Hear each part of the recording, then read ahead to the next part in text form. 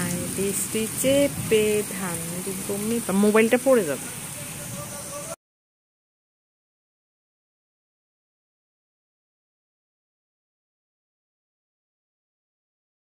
আসসালামু আলাইকুম, welcome back to my channel. আশা করি যে যেখানে আছেন সবাই ভালো আছেন। আর যে যেখান থেকে আমার এই ব্লগটি দেখবেন অবশ্যই সবাই একটা লাইক দিয়ে যাবেন। ভালো লাগলে অবশ্যই দেবেন, আর ভালো না লাগলেও একটা লাইক দিবেন। আর দেখতে দেখতে অবশ্যই ভালো লেগে যাবে। যেহেতু আমি অনেক দিন থেকে কোনো ব্লগ শেয়ার করতেছি না, হয়তো সবাই আমাকে ভুলে গেছেন, তো এখন থেকে রেগুলার দেওয়ার চেষ্টা করব। জানি না কতদিন রেগুলার হতে পারি, তবে অনেক চেষ্টা করব যেন আমি রেগুলার আপনাদের সাথে ব্লগ শেয়ার করতে পারি। তো যাই হোক, সকালে নাস্তা খাওয়া শেষ, তো এখন আমরা চা খাবো। নাস্তা খাওয়া শেষ করলাম, আর এখন আমি এখানে মশলা চাটা তৈরি করতেছি। এখানে আমি কি দিয়েছি সেটা একটু বলে নিচ্ছি। এখানে আমি লং, এলাচি আর হলো দারুচিনি, কালো জিরা আর দিলাম পুদিনা পাতা। এর সাথে আপনারা দিতে পারেন তেজপাতা। আমার বাসায় তেজপাতা ছিল না, এই জন্য আমি দিতে পারিনি। আর দিবেন আদাটা একটু থেতলিয়ে দিবেন। আদা ছিল কিন্তু আমার মনে ছিল না। তো যাই হোক, আমার চাটা কিন্তু রেডি হয়ে গেছে। চাটাও আমি ঢেলে নিয়েছি। দেখেন চায়ের কালারটা খুব সুন্দর আসছে। যেহেতু সামনে শীত আসতেছে আমাদের, তো এই শীতের সময় কিন্তু আমরা এই ধরনের মশলা চাটা তৈরি করে খেতে পারি। এতে আমাদের অনেক উপকার হবে ঠান্ডা কাশি থেকে। তো এই মশলা চাটা কিন্তু ঠান্ডা কাশির জন্য খুবই উপকারী। তো চাটা কিন্তু বেশ ভালো হয়ে, তো দেখেন চায়ের কালারটা কিন্তু দারুণ হয়েছে, তাই না? আর আমি কিন্তু চিনি ছাড়াই চা খাচ্ছি। এই তো সাথে একটা পুদিনা পাতা আমি দিয়ে দিলাম। তো যাই হোক, সকাল থেকে আমার অনেকগুলা কাজ শেষ করলাম, তবে রান্নাটা বাকি আছে, রান্না করতে যাব। তো এর ভিতরে কিন্তু আমার একটা পার্সেল চলে আসছে। তো আমি গত 2 দিন আগে একটা পার্সেলের অর্ডার করলাম একটা পেজ থেকে। তো সেখান থেকে আমার এই পার্সেলটা আসলো। তো এখানে আমি কী অর্ডার করছি সেটা একটু আপনাদের সাথে শেয়ার করতেছি। এটা হলো একটা মাস্ক, আর নিয়েছে একটা ফেস ওয়াশ, একটা ক্রিম, আর হলো একটা সিরাম। তো যাই হোক, এগুলা কেমন আমি আসলে জানি না, ব্যবহার করার পরে হয়তো বলতে পারবো। তো দেখা যাক, ব্যবহার করে দেখি। আর এইটা একটা কম্বো, এটা আমি নিয়েছি বরণের জন্য। আমার মুখে কিন্তু অনেকগুলো বরণ উঠছে, তো তার জন্যে আমি আসলে এই প্রোডাক্টগুলো নিয়েছি। দেখা যাক, প্রোডাক্টগুলো ব্যবহার করার পরে বলতে পারবো যে কতটুকু ভালো কাজ করে। তবে ফেস ওয়াশটা খুবই ভালো, এটা আমি আগেও একটা ইউজ করেছি, আর সিরামটাও ভালো। তো বাকি এখন আপনাদেরকে আমি দেখাবো কিভাবে বাসায় মজারালা চিজ তৈরি করতে পারবেন। খুব অল্প সময়ের ভিতরে, আমরা অল্প খরচের ভিতরে এই চিজটা তৈরি করে নিতে পারবো। এখানে আমি ভিনেগার নিচ্ছি 1/4 কাপ, আর এখানে ভিনেগারের সাথে আমি পানি নিব 1/4 কাপ। তো দুটা মিলিয়ে আমার হবে 1/2 কাপ। আর এখানে কিন্তু খাঁটি গরুর দুধ লাগবে। তো আমি গরুর দুধটা চুলায় বসিয়ে দিয়েছি, ফুল আছে, কিন্তু দুধটাকে হালকা 4 মিনিট গরম করে নিতে হবে, 4 মিনিটের মতো। আর একটা আঙ্গুল চুবিয়ে দিতে হবে, যেন আমরা আঙ্গুলটা ধরে রাখতে পারি, সেই রকম গরম করতে হবে। তো যাই হোক, আমি কিন্তু এখন চুলার আগুনটা অফ করে দিয়েছি। তো এখন আমি একটু একটু করে ভিনেগারটা মিলিয়ে নেব আর নাড়তে থাকবো। একবারে সব ভিনেগার ঢেলে দেওয়া যাবে না, একটু একটু করে দিতে হবে আর নেড়ে নিতে হবে। তো নাড়তে নাড়তে কিন্তু আমাদের চিজটা তৈরি হয়ে যাবে। তো নাড়তে নাড়তে কিন্তু দলা পেকে ছানা তৈরি হয়ে যাবে।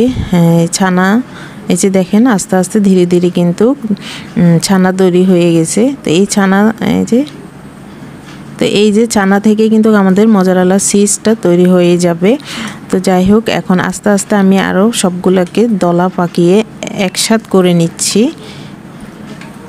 খুব অল্প সময়ে অল্প কিছু উপকরণ দিয়ে আমরা কিন্তু বাসায় এই চিজটা তৈরি করে নিতে পারি। বাজারে কিনতে যাওয়া এই চিজটা কিন্তু অনেক দামি, আর সব জায়গায় কিন্তু পাওয়া যায় না।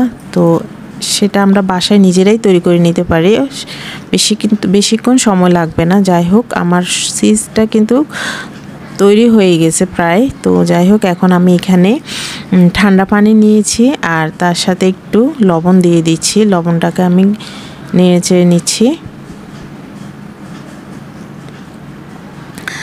আর সেই চানাটাকে এখন আমি উঠিয়ে সেই ঠান্ডা পানিতে দিয়ে দিব।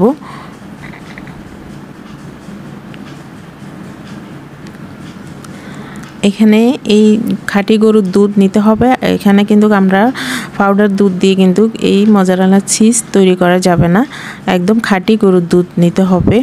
তো আমি এই যে ঠান্ডা পানিতে লবণ দেওয়া ঠান্ডা পানিতে কিন্তু আমি চিজটা দিয়ে দিলাম। তো এখন এগুলা থেকে আমি বেশি চেপে চেপে চেপে চেপে যে ভিতরে যে টকটা থাকে সেটা বের করে নিতে হবে। আর একটু মেলে মেলে কিন্তু ভিতর থেকে টকটা বের করে নিতে হবে। আর হলো হালকা আলতোভাবে কিন্তু চাপ দিতে হবে, বেশি জোর করে চাপ দেওয়া যাবে না। আলতোভাবে চেপে চেপে আমরা পানিটা বের করে নিচ্ছি। খুবই আলতোভাবে কিন্তু চাপ দিতে হবে। তো আমি আবারও পানিটা চেঞ্জ করে আবার ভিজিয়ে নিচ্ছি। ভিতর থেকে যে টক পানিটা থাকে, আমরা ভিনেগার দেওয়াতে কিন্তু টক হয়ে গেছে, তো এই জন্য আমাদের টকটা বের করে নিতে হবে বারবার পানিতে দিয়ে, তারপর আলতোভাবে চেপে চেপে এখান থেকে পানি বের করে নিতে হবে। তা আমি আবারও পানি চেঞ্জ করে নিয়েছি, টোটাল 3 বার পানি চেঞ্জ করে আমি নিয়েছি।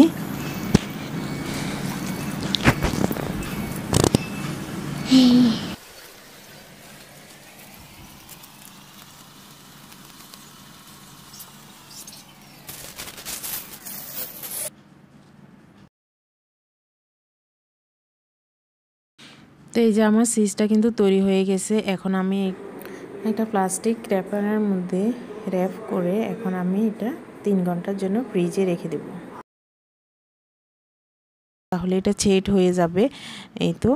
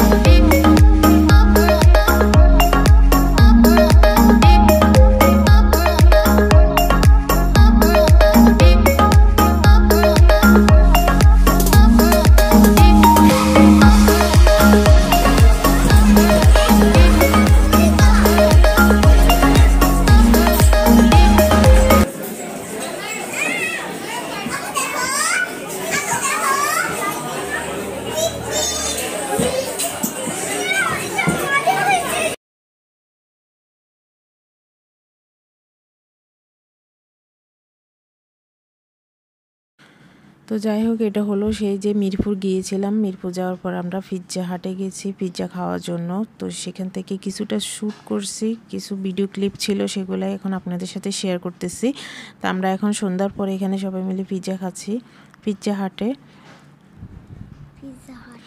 তো মিরপুর যাওয়ার পরে 3 দিন ছিলাম, মোটামুটি খুব ভালো সময় গেছে। তো আমরা পিৎজা খেলাম, খাওয়ার পরে কিছু পিক তুলছি, তো সেগুলো এখন আপনাদের সাথে শেয়ার করতেছি। তো আজকের এই ছোট্ট ব্লগটি যদি ভালো লাগে অবশ্যই একটা লাইক দিয়ে যাবেন। তো যেখানে থাকবেন ভালো থাকবেন, সুস্থ থাকবেন, সবাই আমার জন্য দোয়া করবেন। তো আজকের মতো এখানেই শেষ করে দিলাম। আল্লাহ হাফেজ। নতুন কোনো এপিসোড নিয়ে আবারও চলে আসবো আপনাদের মাঝে। সে পর্যন্ত সবাই ভালো থাকবেন। বাই বাই, টাটা, আল্লাহ হাফেজ।